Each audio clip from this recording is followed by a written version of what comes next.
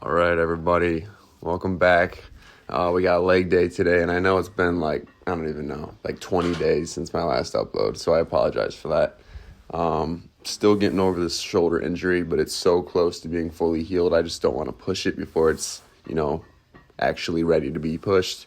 But we're starting off this lower day with some leg press. We're warming up currently, and our top set's going to be about 6 plates in a 25. And it's really not that much weight.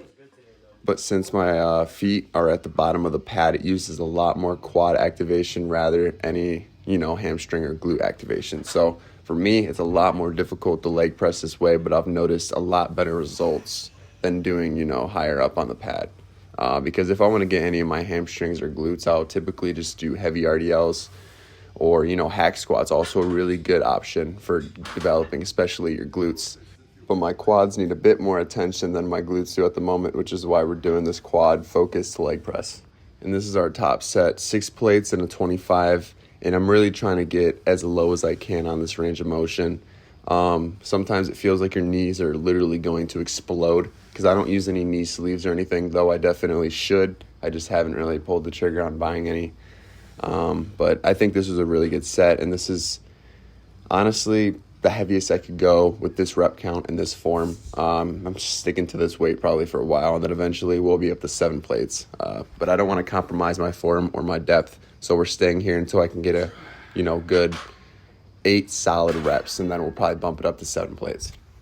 And I'm 6'2", and all that height mainly being in my legs, so the range of motion and how deep I really have to go is insane. It's a lot. So I'm not trying to make excuses, but I'm also not going to be doing as much weight as someone that's a little bit shorter than I am.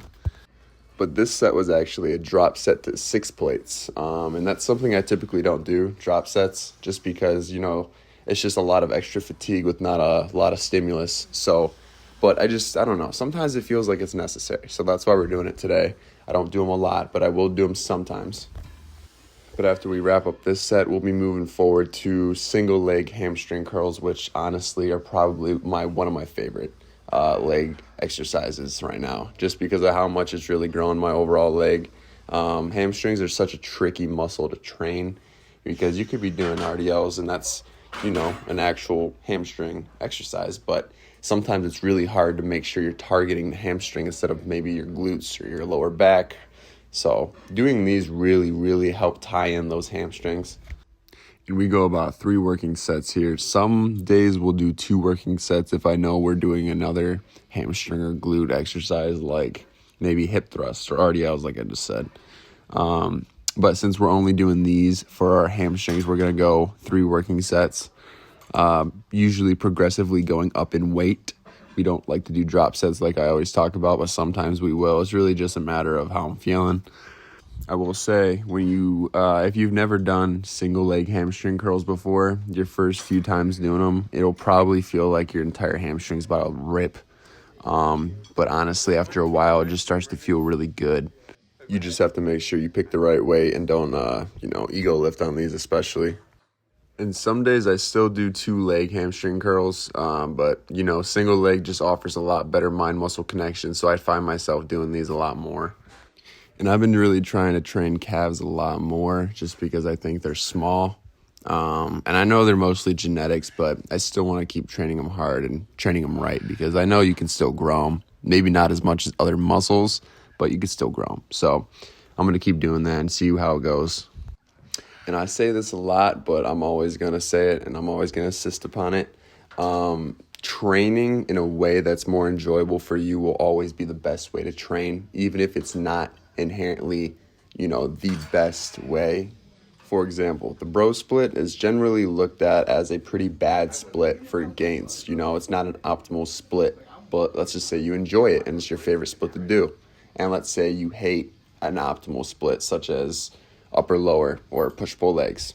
You're probably going to make more gains doing the split you enjoy, even if it's not optimal, just because subconsciously you're putting in more effort and, level of intensity and effort's always going to bring you the most results, especially in the gym.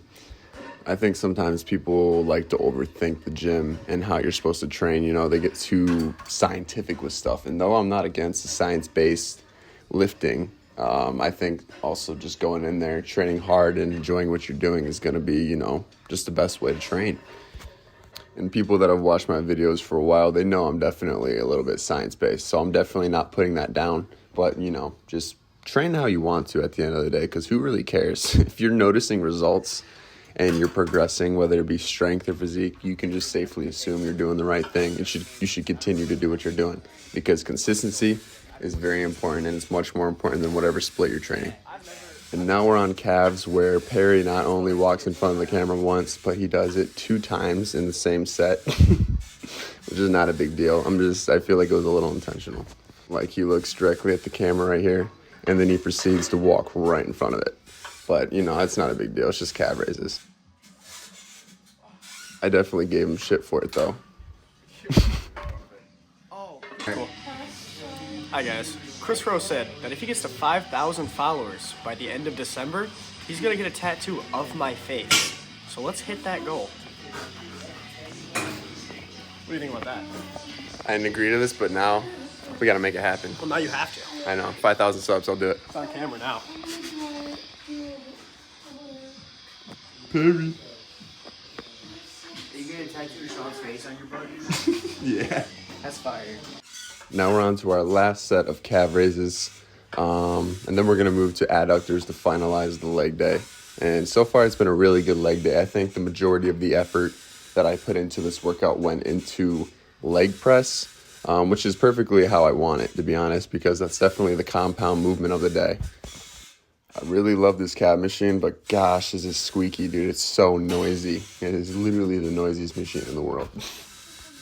And for my videos, I definitely want to keep a variety of exercises, so it's not the same stuff every single video. But there's some things that I'll probably just have to keep because they're too good to swap out.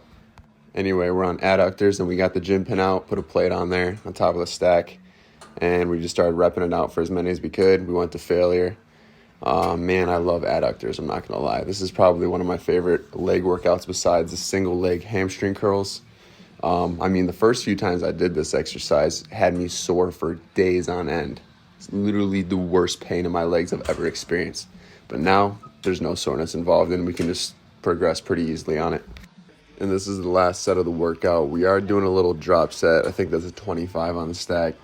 But sometimes you just got to do what you feel is right, you know, not always just follow what someone should tell you to do. Just if it feels better to do a drop set, do a drop set. I hope you all enjoyed the video, and I appreciate you guys continuing to support the channel. It always means the world to me. And I will see you guys in the next video.